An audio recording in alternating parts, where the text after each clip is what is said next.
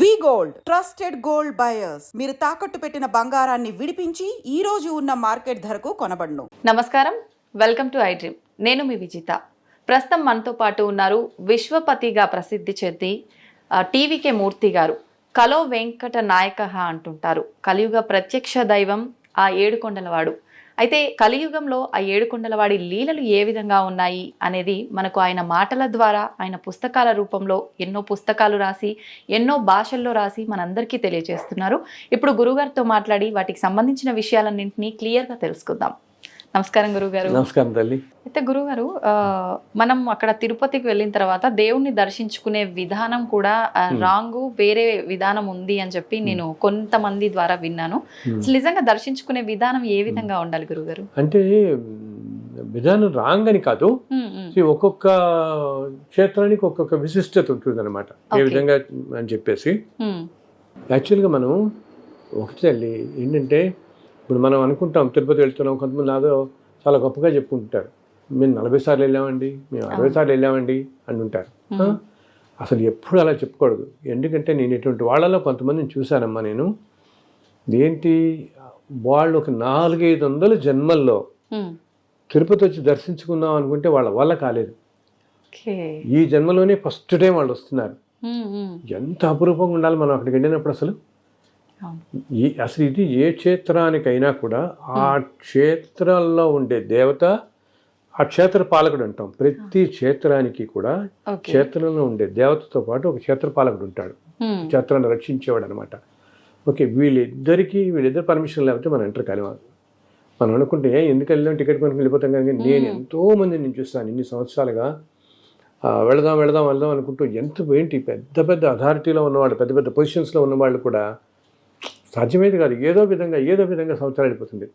So అక్కడికి రావటం, అందులో ఇలా మనం వెళుతున్న వాళ్ళం ఏంటి, ఎంతో పుణ్యం చేసుకున్న వాళ్ళం అనమాట. ఓకే, మనం అనుకుంటున్న తేలిగ్గా పెడుతున్నాం కదా, అంత తేలిక కాదు అది. అక్కడ అడుగు పెట్టాలంటే ఒకటేమో వెంకటేశ్వర స్వామి వారి పిలుపు ఉండాలి.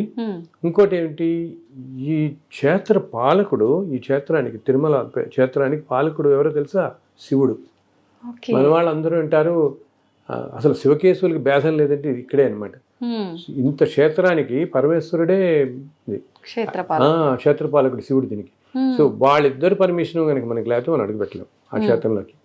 సో అటువంటి క్షేత్రానికి మనం ఎప్పుడైతే వెళుతున్నామో ఆ దర్శనానికి ఇంత అదృష్టంగా భావించి అక్కడ అట్లీస్ట్ ఆ కొండ మీద ఉన్నంత కాలమైనా మనం వేరే ఆలోచనలు రానియకుండా, ఇప్పుడు అక్కడికి వెళ్ళిన తర్వాత ఏదో పాలిటిక్స్ గురించి మాట్లాడతారు, ఈ వ్యవహారిక విషయాలు ఇవన్నీ నీకు ఉండే అక్కడ ఒక్కరోజు అంటే, మనం బతికే 60-70 సంవత్సరాల్లో ఒక్కరోజు అనేది ఎంత తక్కువ టైం తల్లి. ఆ టైంలో నా స్వామి దర్శనం అంతే. అండ్ ఆ కొండ ఏంటి సామాన్యమైంది కాదు.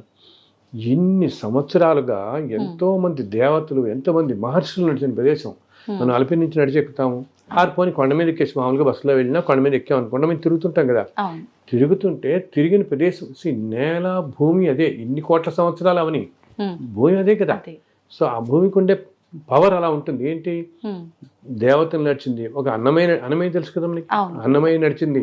వీళ్ళందరూ మహాపురుషులు అంతా వెళ్ళి నడిచిన ప్రదేశం అది. సో ఆ ప్రదేశానికే చాలా పవర్ ఉంటుంది. సో ఇంత పవర్ ఉన్న ప్రదేశంలో మనం అందుకనే చూడండి, మామూలుగా ఎంతో బద్ధకం చేసేవాళ్ళు కూడా అనుకోకుండా నడిచెక్కేస్తారు వాళ్ళు పలుకుని. అండ్ పైన ఎక్కిన తర్వాత కూడా మనకి అన్ని గంటల క్యూలియన్లో ఉన్న మనకి అసలు తెలియదు. బికాస్ ఆ ప్రదేశానికి ఉండే శక్తి అంత శక్తి అనమాట, అంత పవర్ ఉంటుంది. సో అటువంటి క్షేత్రంలో మనం ఉన్నప్పుడు ఏంటి, ఎప్పుడూ భగవంతుడి దగ్గరికి వచ్చామో అదే ఆలోచనలోనే పెట్టుకోవాలి, వేరే ఆలోచనలు పెట్టుకోకుండా. అండ్ తిరుమలలో ఏంటంటే ఒక సాంప్రదాయం వస్తుంది. ఏమిటంటే మొట్టమొదట స్వామి పుష్కరిణిలో స్నానం చేయాలి. పుష్కరిణిలో స్నానం చేసి వరాహస్వామిని దర్శించుకొని, ఎదురుకుండా వరాహస్వామి ఆలయం ఉంటుంది, వరాహస్వామిని దర్శించిన తర్వాత స్వామివారిని దర్శించుకోవాలి. ఇది యాక్చువల్ సాంప్రదాయం అనమాట. ఈ 3 ఇలా చేయాలి. ఇలా చేస్తే ఆ యాత్ర మనకి అక్కడితో సఫలీకృతం అయినట్టు. అలాగే కొండ మీద ఎంత పవర్ఫుల్, ఇప్పుడు నీకు అంతగా పుష్కరిణిలో స్నానం చేసేంత టైము ఓపిక లేదని కనీసం వెళ్ళి 4 నీళ్ళని చల్లుకోండి. ఎందుకంటే తల్లి, ఆ పుష్కరిణిలో ప్రతి సంవత్సరం ఒకరోజు ముక్కోటి తీర్థాలు, ఈ ప్రపంచంలో ఉన్న అన్ని తీర్థాలు, అన్ని నదులు, అన్ని సముద్రాలు అన్నీ కూడా ఒకరోజు వచ్చి ఆ పుష్కరంలో కలుస్తాయి మొత్తం అన్నమాట. ఎందుకు కలుస్తాయి తెలుసా? ఈ నదులు, క్షేత్రాలు వీటిలన్నిటిలో ఎంతోమంది వాళ్ళ పాపాలు పోగొట్టుకోవడానికి వెళ్ళి స్నానాలు చేస్తారు కదా. సో ఈ పాపాలన్నిటి మలినం అయి ఉంటాయి నదుల్లో, వీటిల్లో. ఈ మలినం తొలగడం కోసం అవన్నీ వచ్చి ఒక రోజున దీంట్లో కలుస్తాయి ఒక రోజు. అక్కడితో మళ్ళీ ప్యూర్ అయిపోతాయి. అంటే ఇన్ని కోట్ల తీర్థాలన్నీ, నదులు, సముద్రం అన్నీ వచ్చి దాంట్లో కలుస్తున్నాయంటే, సముద్రాలు కానీ తీర్థాలు కానీ ఇంత పుణ్యప్రదమైనవన్నీ కలుస్తున్నాయి దాంట్లో. అంటే ఎంత పుణ్యప్రదం అసలు, ఎంత పవిత్రమైన పుష్కరం అన్నమాట. అందుకని పాతకాలంలో అందరూ పుష్కరంలో స్నానం చేసేవాళ్ళు. ఇప్పుడేంటి హడావిడి స్పీడ్ అయిపోయి వెళ్ళిపోతున్నారు. కనీసం మీకు ఏమాత్రం వీలున్నా పుష్కరంలో స్నానం చేసి చక్కగా అసలు సర్వ రోగాలను పోతాయి తల్లి. అంత పవిత్రమైన నీరు అనమాట. అంతేకాకుండా ఇంకోటి ఏంటంటే, వైకుంఠంలో విరజా నది అని ప్రవహిస్తూ ఉంటుంది. వైకుంఠంలో మాత్రమే, భూమి మీద ఉండదు. ఆ వైకుంఠంలో ఉండే విరజా నది ఇక్కడ తిరుమలలో స్వామివారి పాదాల కింద ప్రవహిస్తూ ఉంటుంది, అంతర్వాహిని లాగా కొండల్లో. అది ఒక కాలంలో ఎట్లా ఉండేదంటే, ఆ స్వామివారి పాదాల నుంచి ఇలాగ బయటికి వాటర్ వచ్చేది గుళ్ళు అంతా, స్ప్రింకిల్స్ లేదు పాదాలను బయటకు వచ్చేసేది వాటర్. అందుకని వాళ్ళ తర్వాత కాలంలో కొంచెం సీసం అది వేసి చేశారు, నీళ్ళు వచ్చేసేవి. సో కింద అంతర్వాహిని లాగా వైకుంఠంలో ఉండేది. ఆ విరజా నది ఇది కూడా ఈ పుష్కరంలో కలిసి ఉంటుంది. సో ఎంతో పుణ్యపదం. అందుకని కనీసం 4 నీళ్ళు చల్లుకున్న పుణ్యపదం. ఆ తర్వాత ఇంకా స్వామిని దర్శించుకునేటప్పుడు ప్రతి క్షణం మనం దర్శించుకుంటున్నప్పుడు ఆయనే తలుచుకుంటూ వెళ్ళండి మీరు వెళ్ళేంత వరకు కూడా. బికాస్ ఆ చుట్టుపక్కల అంతా ఆయన ఉంటాడు. అట్లాగే మనకి సాధారణంగా చాలామంది వెళ్ళే వాళ్ళలో కోరికలతో వెళ్ళేవాళ్ళు ఉంటాం కదా, ఏదో కష్టంతో. ఆ కోరికలేవో మీరు ముందే చెప్పుకోండి మనసులో మీకు. ఎందుకంటే అక్కడికి వెళ్ళేటప్పటికి మనం ఆ భగవంతుడు ఎంత పవర్ఫుల్ అంటే తల్లి, ఒక పెద్ద ఆరాలాగా ఉంటుంది. అక్కడ ఒక వేరే డైమెన్షన్ ఉంటుంది అనమాట. మనం ఎప్పుడైతే ఇంకా మహాద్వారం దాటి ధ్వజస్తంభం దగ్గరికి వెళ్ళిపోతామో ఆ వలయంలోకి వెళ్తాం, ఆ డైమెన్షన్లోకి. అక్కడికి వెళ్ళగానే మనకి అసలు థాట్లెస్ అయిపోతాం. మనకి ఏ కోరికలు ఏమి అసలు మెస్మరైజ్ అయిపోతాం అనమాట పూర్తిగా. మనం కూడా డైమెన్షన్లోకి వెళ్తాం కదా, ఏం తెలియదు. అందుకు మీరు అసలు చెప్పాలంటే మనకి ఏం కావాలో ఆయన తెలియదా? తెలుసు, అన్నీ ఆయన తెలుసు. సో మన తృప్తి కోసం మనం తెలుసుకోవటం. ఇంకొకటి పైన ఎప్పుడు కూడా ఎంతోమంది దేవతలు నిత్యం రకరకాల రూపాల్లో తిరుగుతుంటారు అక్కడ. నిజమైన నిజంగా. అండ్ ఎస్పెషల్లీ పొద్దున సుప్రభాత సమయంలో ఇంకా ముందు ఆలయం తెరిచే ముందు అనమాట ఈ దేవతలు అందరూ వచ్చి స్వామిని దర్శించుకుంటారు వచ్చి. అందుకని చాలా వైబ్రెంట్గా ఉంటుంది మార్నింగ్ టైంలో. మనకి అప్పటి నుంచి 6:30 అప్పటిదాకా చాలా వైబ్రెంట్గా ఉంటుంది.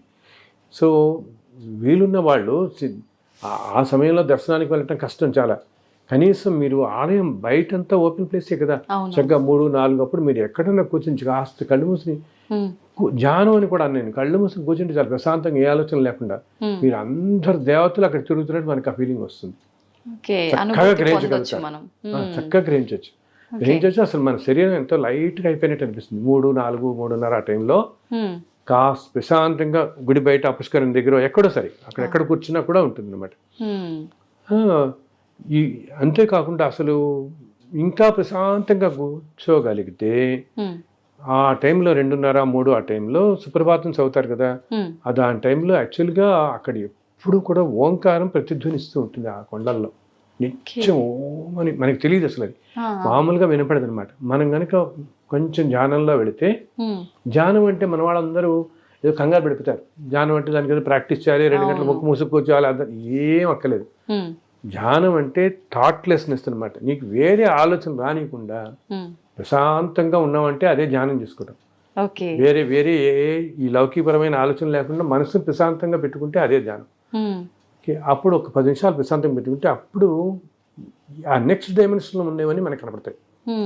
యాక్చువల్గా భగవంతుడు ఏంటంటే తల్లి, మన వాళ్ళు అంటారే ఏదో లోకంలో ఉంటాడు దేవుడు మనకు కనపడ్డని. ఆ లోకం అనేది, మనం లోకం అంటే అదొక డైమెన్షన్ అనమాట. అది మన పక్కనే ఉంటుంది. ఇప్పుడు మనం ఇలా ఉన్నామా, ఆ డైమెన్షన్ పక్కన ఉంటుంది. మనం ఏంటంటే దాంట్లోకి ఎంటర్ కాలేం మనం.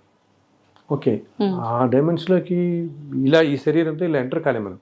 బట్ మనకు అనుభూతి చెందుతుంది. అందుకని నువ్వు చూడు, కొన్ని ప్రదేశాలకు వెళ్ళినప్పుడు ఇప్పుడు శ్రీశైలము, ఓకే, ఒక కంచి కానీ కాశీ కానీ అటువంటి చోట్ల దేవతలే ఉంటారు కాబట్టి ఆ డైమెన్షన్లోకి మామూలు వాళ్ళు ఎంటర్ అయినా ఒక విధమైన హ్యాపీనెస్ ఫీల్ అవుతాం, హాయ్ ఫీల్, మనకి తెలియకుండానే తేలిగ్గా అనిపిస్తుంది, సంతోషంగా అనిపిస్తుంది. అండ్ అక్కడి నుంచి కొంత రాబుద్ధి కాదు మనసుకి, మనం చెప్పలేము ఎందుకు రాబుద్ధి కాదు, బట్ ఆ సంతోషం ఫీల్ అవుతాం because we step into that dimension for a while మామూలుగా. అండ్ మనం కనుక ప్యూర్ హార్టెడ్ అయ్యి మంచితనం మంచి సంకల్పంతో ఉండేవాళ్ళైతే ఆ డైమెన్షన్లో ఇంకా బాగా తెలుస్తుంది మనకి ఆ ఫీల్ బాగా అనమాట. సో అందుకే నేను అందరితో మన వాళ్ళతో చెప్తాను, తిరుమల వెళ్ళినప్పుడు మీరు ఉన్నంతసేపు కూడా ఆ కాసేపు వేరే ఆలోచన పక్కన పెట్టేయండి, ఏమి వద్దు, భగవంతున్నే స్మరిస్తూ ఉండండి. మీకు తెలిసిన ఏ నామం అయినా సరే సింపుల్గా ఏదో ఓం నమో నారాయణ, ఓం నమో వెంకటేశాయనో, అలా ఆయన రూపాన్ని ఇవన్నీ కుదరవా ఆయన రూపం అలా తలుచుకుంటూ ఉండండి దర్శించుకున్నంత వరకు. ఆ ఉన్న ఒక్కరోజు అప్పుడప్పుడు కూడా భగవంతుడికి సంబంధించి ఏమైనా మాట్లాడుకుంటూ ఉండండి. బికాస్ మనం మాట్లాడే ప్రతిదీ మన చుట్టుపక్కల వాళ్ళని ఏ దేవతో కూర్చోవచ్చు. ఇప్పుడు పక్కన మనం వచ్చి ఏ తమిళనాడు భక్తుడో ఏ మహారాష్ట్ర భక్తుడో కూర్చుంటాడు, మనం అనుకుంటే ఈయన తమిళనాడు భక్తుడు అనుకుంటామా, ఆయన నిజంగా ఏ ఇంద్రుడో ఉండొచ్చు, ఏ చంద్రుడో ఉండొచ్చు. నవగ్రహాలు, అందరు దేవతలు, అష్టదిక్పాలకులు అక్కడ నిత్యం అనేక రూపాలు సంచరిస్తారు తల్లి. నేను ప్రత్యక్షంగా అనుభవించాను ఎన్నోసార్లు. అలా సూర్యనారాయణ రావటం, చంద్రుడు రావటం అసలు ప్రత్యక్షంగా చూశాను అనమాట. మీకు ఎట్లా అనిపించింది గురుగారు వాళ్ళు దేవత? అసలు ఆ క్షణంలో తెలిసిపోతుంది మనకి ఏ దేవత అనేది చాలా తెలుస్తుంది మనకి, అది ఇన్స్టెంట్ గా తెలుస్తుంది. ఎస్పెషల్లీ మార్నింగ్ టైం, ఇందా నేను చెప్పాను తెల్లవారుజాము టైంలో. సపోజ్ మనం పొద్దున్న ఏ సుప్రభాతంకి వెళ్ళటమో ఏదైనా వెళ్ళొచ్చాం అనుకోండి, వెళ్ళొచ్చి చూస్తుంటే అసలు ఆ అట్మాస్ఫియర్ అంతా ఛార్జ్డ్ అయిపోయి ఉంటుంది అనమాట. అసలు వేరే డైమెన్షన్లో ఉన్నట్టే ఉంటుంది, అక్కడి నుంచి రాబోద్ది కాదు. అందుకని మన వాళ్ళు చెప్తాను, మీరు దర్శనానికి వెళ్ళినా సరే లేదా మీరు ఆ రోజు రాత్రి పడుకుంటారనుకోండి, అందుకని మేము అంటాం, మన వాళ్ళందరూ ఏమంటారు, ఏదైనా క్షేత్రం వెళ్తే నిద్ర చేయండి అంటారు. అంతే కదా, మన వాళ్ళంతా ఇప్పుడు మోడర్న్ అయిపోయి వెళ్ళిపోయి 2 గంటల దర్శనం 4 గంటలు కనుక వచ్చే ఈవినింగ్ అలా చేస్తున్నారు. అసలు అప్పుడు నీకేంటంటే ఓకే ఫలితం సంగతి వదిలిపెట్టి ఒక క్షేత్రంలో నిద్ర చేయమని అనేది ఎందుకంటే అక్కడ ఉండే పాజిటివ్ ఎనర్జీ మనం తీసుకోగలుగుతాం. రాత్రి వేళల్లో అందరు దేవతలు వస్తారు ఆ క్షేత్రాలకి, అలా ఉన్నప్పుడు మన శరీరంలో ఉండే అనారోగ్యాలన్నీ పోతాయి. అందుకని నిద్ర చేయండి అని ప్రతి వాళ్ళు చెప్పేది. రాత్రి నిద్ర వేళ చేస్తే కనుక ఆ తెల్లవారుజామున దర్శనం దేవతలు వచ్చినప్పుడు ఆ ఎనర్జీ అంతా కూడా మనలో ఉన్న డిసీజెస్ అన్నింటినీ తొలగిస్తుంది, మన ఎంతో మార్పు తీసుకొస్తుంది మన ఆరోగ్యం కూడా అనమాట. అదైన తర్వాత అందులో ఉన్నంతసేపు ఇంకోటి ఏంటి, ఓకే జనరల్ మాటలు కబుర్లు ఇవన్నీ వదిలే. ఈ మధ్య ఇంకొకటి అందరికీ ఇది మానవ సహజం, మనుషులంటేనే మనకి రకరకాలుగా పోతుంది మనసు కదా, అతి సామాన్యమైన వాళ్ళం మనం అందరం. సో ప్రతి వాళ్ళకి ఏం పోతుంది అడిగాను, కానీ ఇంకా వాళ్ళకి ఎవరికో బ్రేక్ దొరుకుతుంది, నాకు ఇది దొరకలేదు, లేకపోతే ఆయన ఎవరో ఉన్నాడు, ఆయన ఇన్ని అన్యాయాలు చేస్తాడు, ఆయన ఈ పొజిషన్లో ఉన్నాడు, వీళ్ళు ఏదో అవుతారు, ఇంకెవరో అన్యాయం చేస్తారు, వీళ్ళు ఏదో బోర్డు మెంబర్ అయిపోయారో ఇంకేదో అయిపోయారో, లేకపోతే ఇటువంటివన్నీ అనుకుంటారు. అసలు ఎవ్వరి గురించి జడ్జిమెంటల్గా ఉండద్దు. నేను చెప్తాను, మనకి ఇదంతా అనవసరం. వాళ్ళు ఎవరో ఉన్నారా, వీళ్ళు ఇట్లా ఉన్నారా, లేకపోతే ఇదంతా ఇప్పుడు ఈ మధ్య అంటున్నారు సార్ అంతా కమర్షియల్ అయిపోయింది సార్, ఈ కమర్షియల్ అయిపోయిందా అది అయిపోయింది, ఇదంతా మనకి అనవసరం. ఈయన కోట్ల సంవత్సరాల నుంచి ఉన్నాడే, ఎన్ని సంవత్సరాల్లో ఎటువంటి సంస్కృతుల్లో ఉన్నాయో ఎవరొచ్చి, శ్రీకృష్ణదేవరాయలు వచ్చేవాడు, శ్రీకృష్ణదేవరాయలు వచ్చేటప్పుడు తల్లి ఒక ఫ్రెంచ్ ట్రావెలర్ అనమాట. ఆయన ఆ టైంలో వచ్చి కృష్ణదేవరాయలు 7 సార్లు తిరుమల దర్శించుకున్నాడు. ఆయన వచ్చినప్పుడు కొండ మీదకి తెలుసా 10,000 గుర్రాలు వచ్చేవి. ఆయనతో పాటు 10,000 గుర్రాలు, ఒక 500 ఏనుగులు, ఇవన్నీ వచ్చి కొండకి కొన్ని లక్షల మంది వచ్చేవాళ్ళు ఆయనతో పాటు పరివారం. అలా 7 సార్లు వచ్చాడు ఆయన. ప్రతిసారి ఏదైనా జైత్రయాత్రకు వెళ్ళినప్పుడు అది విజయం పొందగానే తిరుమల వచ్చి స్వామిని దర్శించుకునేవాడు. ఎన్నో ఆభరణాలు ఎన్నో చేయించాడు అక్కడ.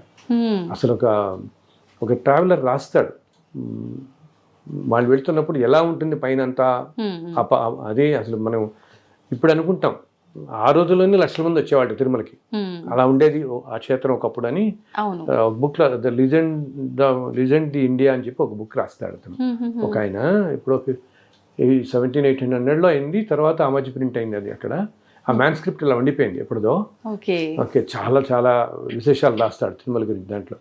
సో నేను చెప్తున్నానంటే ఇది కాలక్రమంలో రకరకాలు వస్తాయి. ఇప్పుడు ఇందాకేం చెప్పాను, అసలు 400-500 సంవత్సరం మధ్యలో కొంతకాలం రోజుకు 100 మంది వెళ్ళేవాళ్ళు అంతే అసలు తిరుమల ఆలయంకి. బికాజ్ అంత అడవి కదా, అప్పుడు తిరుపతి లేదు, ఇవి ఏమీ లేవు ఇవన్నీ కూడా. సో ఆలయం అడవి నుంచి వెళ్ళడానికి చాలా కష్టం కాబట్టి ఒక 100 మంది పోగైతే ఈ 100 మంది నడుచుకుంటూ వెళ్ళి దర్శనం చేసుకుని వచ్చేసేవాడు. అర్చకులు కూడా ఏమిటి, పొద్దున 9 అలా వెళ్ళి సుప్రభాతం చేసి ఆలయాలు తెరిచి మళ్ళీ 4 గంటల కింద దిగిపోయేవాళ్ళు. చాలా కాలం క్రితం అలాగే జరిగేది. అసలు పైన ఊరు అనేది లేదు, తర్వాత వచ్చాయి. సో ఆ తర్వాత ఏమైంది, ఇంకా బ్రిటిష్ వాళ్ళు రావడం, చెప్పాను అప్పుడు మహాంతులు వాళ్ళ పరిపాలనలో ఉంది, ఎన్నో జరిగాయి. అలాగే ఇప్పుడు ఇంకొకటి, ఇప్పుడు పరిపాలన జరుగుతుంటుంది, రేపు ఇంకొకటి ఉంటుంది. మనకి కావాల్సింది ఈ చుట్టుపక్కల ఇవన్నీ మారిపోతుంటాయి. నేను ఏమన్నాను, ఇవన్నీ మొదట్లో పొలాల మధ్య ఉండేది కూడా అన్నాను, ఊహించుకోలేం మనం. ఆ పొలాల తర్వాత ఏమైంది, చుట్టూత తోటలు ఉండేవి, బ్రహ్మాండమైన గార్డెన్స్ అన్నమాట, ఫ్లవర్ గార్డెన్స్. యాక్చువల్లీ తిరుమల పేరే పుష్ప మండపం అంటారు తిరుమలని. ఎందుకంటే అంత ఆయనకి పుష్పాలంకార ప్రియుడు, విష్ణు పుష్ప ప్రియుడు అంటాం కదా మనం, ఈయన అభిషేక్ ప్రియుడు, శివుడు పుష్ప ప్రియుడు. సో అందుకని ఎంతో మంది జమీందారులు పైన ఎన్నో తోటలు పెట్టారు. అన్ని ఇప్పుడున్న గెస్ట్ హౌస్లు ఉన్న చోట్ల అన్ని తోటలే. అందుకనే వాటిని ఇప్పుడు మనం రామ్ బగీచా అని ఎదుర్కొన్నా వింటామా. యాక్చువల్లీ రామ్ బగీచా అంటే తోట అనమాట. ఒకప్పుడు అక్కడ ఒక ఆయన కట్టించిన నార్త్ ఇండియన్స్ పెట్టిన ఒక పెద్ద తోట ఉండేది. సో అందుకని దాన్ని రామ్ బగీచా అనేవారు. అలా రకరకాల అన్ని పైన ఆ గెస్ట్ హౌస్ ఉన్న పేర్లు కొన్ని అలాగే ఉంచారు. ఈ కాట, ఈ మండపం, ఇవన్నీ అనమాట, ఈ పూలు తోటలన్నీ ఉండేవి, వాటి మధ్యలో ఉండేవాడు. అలా ఇప్పుడు ఇలా వచ్చింది. సో మనం ఇవన్నీ పట్టించుకోకూడదు. ఇప్పుడు రేపు పొద్దున కొన్ని వేల సంవత్సరాలు అయ్యేటప్పుడు ఇంకోటి ఏదో మారిపోతుంది, ఈ సంస్కృతులు మారిపోవడంతో ఇవన్నీ. బట్ లోపల ఆయన మాత్రం ఒకటే కదా, ఆయన అలాగే ఉంటాడు. ఆయన వీటన్నిటికీ చిద్విలాసంగా ఉంటాడు. ఆయనకి ఇది ఏమీ పట్టదు. ఓకే, ఈ జిల్లా నన్ను ఇమ్మ జరుగుతున్నారు, ఆయన ఇంత అధర్మాలు జరుగుతున్నాయి, ఇన్యాయాలు జరుగుతున్నాయి, ఆయన ఏం చేయడంటే ఇది కాల ప్రవాహంలో ఎప్పుడూ రకరకాలుగా, కొంతకాలం ఇలా ఉంటుంది, కొంతకాలం ఇలా వెళ్తుంది, ఎన్నెన్నో అవుతుంటాయి. అన్నిటికీ సాక్షిభూతుడు ఆయన చూస్తుంటాడు. అది ఈ అధర్మాలు ఇవన్నీ మనం చేసుకునేవి కదా. సో మనం అక్కడికి, అంతేగాని ఆయన ఏం కావాలని ప్రకృతి విపత్తులో ఆయన ఏదో సృష్టించడు. మనుషులే అధర్మంగా వెళ్ళిపోయి అడవులు కొట్టేసి నేచర్ని అంతా ఇలా నాశనం చేసి ఇలా తెచ్చుకుంటున్నారు. కానీ ఆయన ఏం చేస్తాడు, ఆయన ఏం చేయడు. దానివల్ల వస్తున్నాయి ఇవన్నీ చెప్తే. సో లోపల ఉండేది ఆయన మాత్రం సిద్ధిలేసి ఉంటాడు. మనం వెళ్ళిన భక్తులు ఈ డైవర్షన్స్కి లోన్ కావద్దు అని చెప్తాను నేను. వీటికి లోన్ కాకుండా జస్ట్ చక్కగా వెళ్ళి ఆయన దర్శించుకోండి, ఉన్నంతసేపు స్వామిని ఆరాధించండి, 4 మంచి మాటలు చెప్పుకోండి, రండి. ఇవేమి ఈ చుట్టుపక్కల పరిస్థితుల గురించి ఆలోచించండి. బికాస్ అక్కడ ఇప్పుడు ఎవరికి తెలుసు మళ్ళీ అసలు ఈ జన్మలో రాగలుగుతామో లేదో, ఈ జన్మ వదిలే ఇంకో 100 జన్మల దాకా అడలేమో మనం. ఇప్పుడు వచ్చే జన్మలో మనం ఇప్పుడు ఈ జన్మలో పుట్టాం, వచ్చే జన్మలో ఏ పాకిస్తాన్లోనూ పుట్టచ్చు, ఏ ఫ్రెంచ్లోనూ పుట్టచ్చు, ఏ ఫ్రెంచ్ దంపతులు ఏ అమెరికన్స్ పుట్టచ్చు, ఏ రష్యాలో పుట్టచ్చు. ఇవన్నీ కాకుండా ఏదో అమెజాన్ ఫారెస్ట్లో ఎక్కడ పుట్టచ్చు. ఏ జాతిలో అసలు వైల్డ్ లైఫ్లోకి వెళ్ళిపోతామో, ఎక్కడికి వెళ్తామో, నెక్స్ట్ లైఫ్లో ఎక్కడికి వెళ్తామో అని తెలియదు. సో మళ్ళీ నువ్వు ఈ తిరుమలని కొన్ని 100 జన్మల దాకా నువ్వు ఇటు రాలేకపోవచ్చు. ఎంత ప్రెషియస్ మరి అది కదా ఆ టైం. అది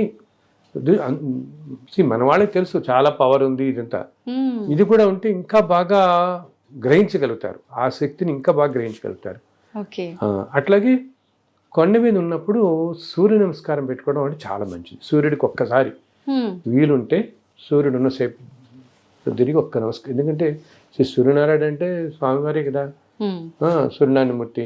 సో తిరుమల కొండ మీద సూర్యుని కనుక ఆరాధిస్తే ఎటువంటి అనారోగ్యాలైనా తొలగిపోతాయి అన్నమాట.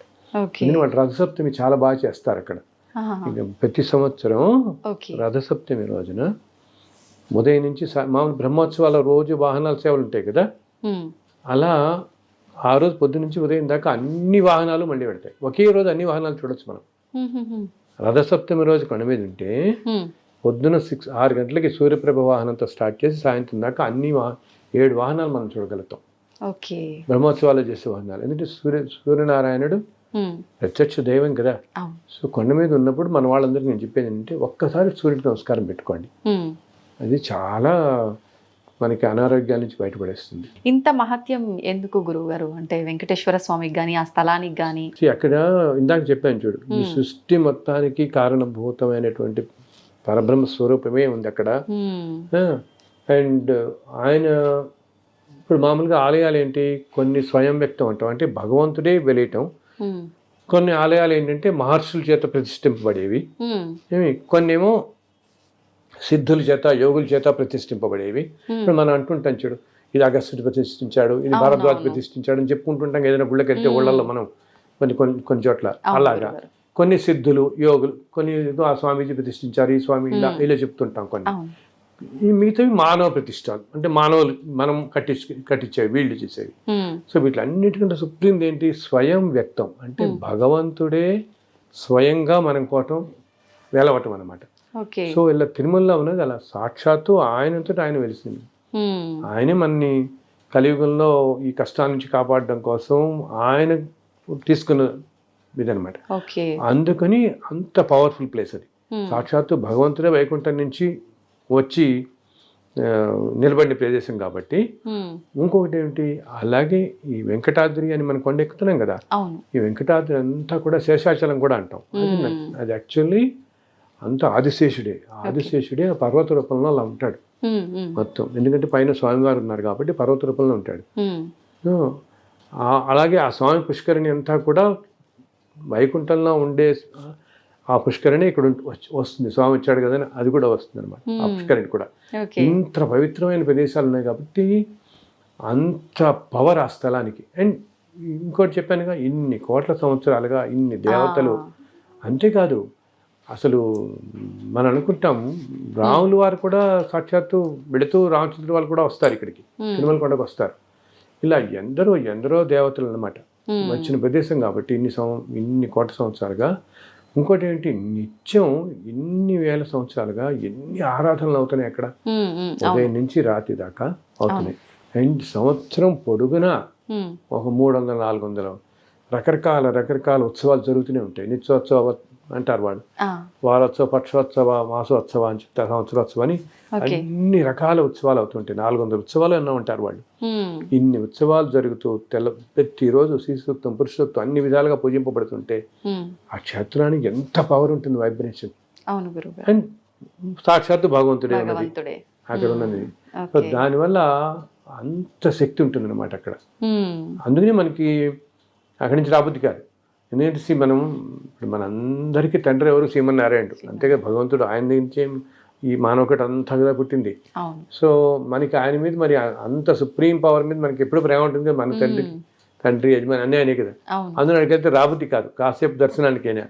కానీ మనం ఒక్క స్ప్లిట్ సెకండ్ దర్శనం కలిగినా అక్కడ మనం చూసుకోవాల్సింది ఏంటంటే, మనకి ఆయన కనపడ్డా కాదా అన్నది, ఆయన మనని చూసాడా లేదనేది ఇంపార్టెంట్.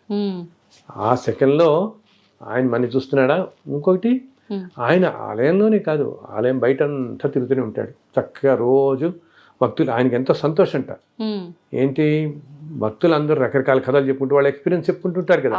కాటేజీల్లో కూర్చుని నాకు ఎంతో గొప్పగా దర్శనం అయింది, నేను ఇలా అనుకోగానే నాకు తీరింది, నేను అందుకనే వచ్చాను, లేకపోతే నేను యూఎస్ నుంచి వచ్చాను, ఇలా వచ్చాను, ఇలా ఎంతోమంది నాకు తెలిసిన ఎంతోమంది భక్తులు. కొంతమంది అయితే ఎంత, సింగపూర్లో నాకు తెలిసిన ఒక భక్తుడు ఉన్నాడు, చాలా స్వామివారికి ఎంతో గొప్ప భక్తుడు. ఆయన ప్రతి నెల సింగపూర్ నుంచి వచ్చి స్వామిని దర్శించుకుని వెళ్తాడు.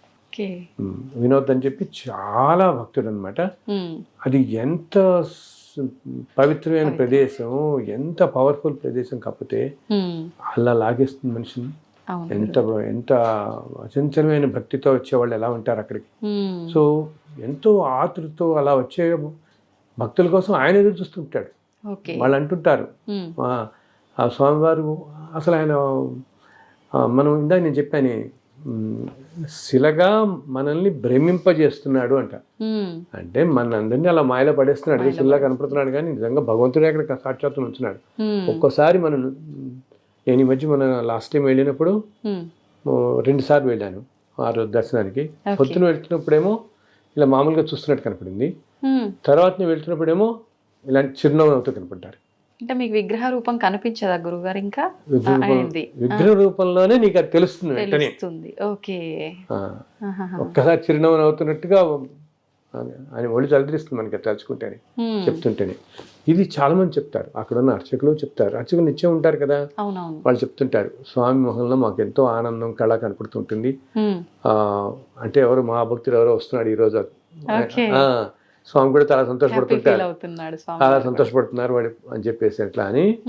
అందుకని పైన కొండ మీద ఆయన ఎప్పుడు మన మధ్య తిరుగుతూ ఉంటాడు రకరకాల రూపాల్లో. ఏదో మనం చూడు, ఒక్కోసారి మనం ఏదైనా మాట్లాడుకుంటున్నప్పుడు ఎవరో ఏది పని లేనట్టుగా వచ్చి మన పక్కన కాసేపు కూర్చుని అలా వెళ్ళిపోతారు.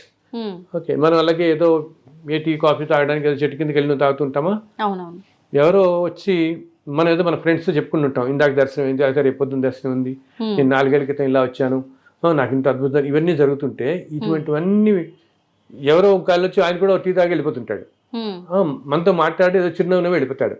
అతనేంటి సాక్షాత్ స్వామివారే. ఆయనకి చాలా ఇష్టం అన్నమాట భగవంతుడి గురించి చెప్పుకుంటున్నా లీలలు వింటుంటే. ఏంటి వీళ్ళందరూ అంత మార్గంలో ఉన్నారు కదా, మరి అంత భక్తి మార్గంలో ఇలా ఉన్నారు మైమరిచి. ఎవరైతే అంత ప్యూర్ హార్ట్స్తో ఉంటారో, మనస్సుతో, వాళ్ళ దగ్గర ఆయన అంటాడు కదా, నా లీలలు కానీ నా ఇది కానీ ఎక్కడ ఉంటాయో నేను అక్కడ ఉంటారు, కూర్చుని ఉంటాడు, అక్కడే టెస్ట్ వచ్చి కూర్చుంటాడు. గాత్రం ఎవరైతే పాడుతుంటారో కీర్తనలు ఇవన్నీ, అలాగే ఆయన విశేషాలు చెప్పుకున్నప్పుడు కూడా కూర్చుంటాడు. అందుకని ఆ ప్లేస్ అంత పవర్ఫుల్ అయింది. ఎందుకు ఇందాక అన్నావే, ఇంత శక్తివంతమయ్యి మనకి వెళ్ళటానికి ఇంత కష్టమైనా వెళ్ళిన తర్వాత ఒక్క స్ప్లిట్ సెకండ్ దర్శనం మనకు వచ్చేది, కానీ మళ్ళీ లాగేస్తుంటది కదా, మళ్ళీ వెళ్ళాలి, మళ్ళీ వచ్చినప్పటి నుంచి మళ్ళీ ఎప్పుడు వెళదామా. అండ్ ఇంకొకటి, మన సంకల్పం గట్టిగా ఉంటే తల్లి ఆయన ఏదో ఏర్పాటు చేసేస్తాడు. నేను చాలాసార్లు చూస్తున్నాను, వెళ్ళాలి ఇలా అనుకున్న వాళ్ళకి గబుక్కుని ఆ పక్కింటి వాళ్ళు రమ్మటం, ఎవరో తెలిసిన వాళ్ళు రమ్మటం, నేను కూడా తీసుకెళ్తాం 10 మాతో పాటు, గబుక్కుని అది జరిగిపోతుంది. మన సంకల్పం లేకుండా వెళదాలే పర్వాలేదు అనుకున్న వాళ్ళకి ఇది ఒకటి జరగదు. అది మాత్రం మనం ఎప్పుడూ తక్కువ చేయకూడదు అక్కడ. బికాస్ ప్రతి అక్షరం ఇవనే, ప్రతి మనం మాట్లాడే ప్రతి మాట చక్కగా వింటూనే ఉంటాడు, అన్ని వింటుంటాడు చక్కగా అని చెప్పని. ఇందాక సర్వవ్యాప్తి నారాయణుడు అని అంటారు, మొత్తం వ్యాపించి ఉన్నవాడు. గురుగారు, మీకు ఇప్పటికీ భగవంతుడు దర్శనం కలుగుతూ ఉంటుందా? చాలా పెద్ద ప్రశ్న వేశావు. కలుగుతుందమ్మా, కానీ చెప్పాను రకరకాల రూపాల్లో దర్శనం ఇస్తుంటాడు ఆయన.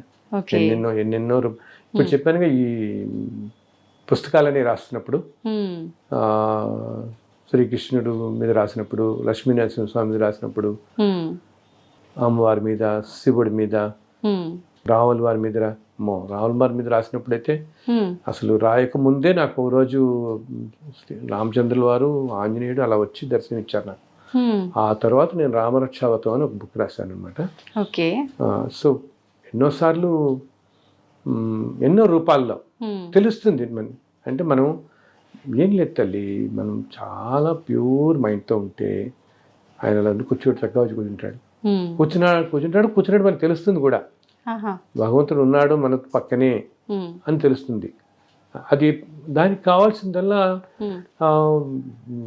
Purity of thought. నేను అందరూ అదే చెప్తాను, మనస్సు స్వచ్ఛంగా. ఇప్పుడు మనం భక్త కన్నప్ప, భక్త రామదాస్ ఇవన్నీ చదువుతాం కదా, ఎన్నో మనం మహాభక్తుల గురించి చదువుకుంటాం కదా. వాళ్ళందరూ భక్త కన్నప్ప అనుకో, వాళ్ళేం పెద్ద పెద్ద యాగాలు యజ్ఞాలు చేసిన వాళ్ళు కాదు కదా. ప్యూరిటీ అనమాట.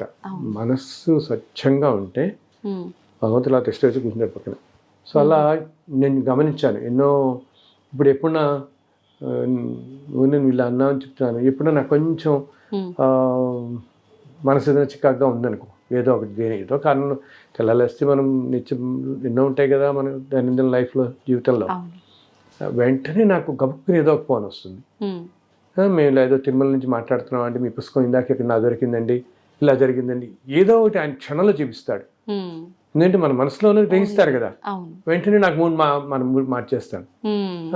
ఒక్కోసారి గబుక్కుని అన్ఎక్స్పెక్టెడ్గా ఎవరో ఒకళ్ళు వచ్చి తలుపు కొడతారు, తలుపు కొట్టి కాసేపు కూర్చొని ఏవో అవి మాట్లాడతారు, ఇంకా మళ్ళీ జన్మలో నాకు కలవరు.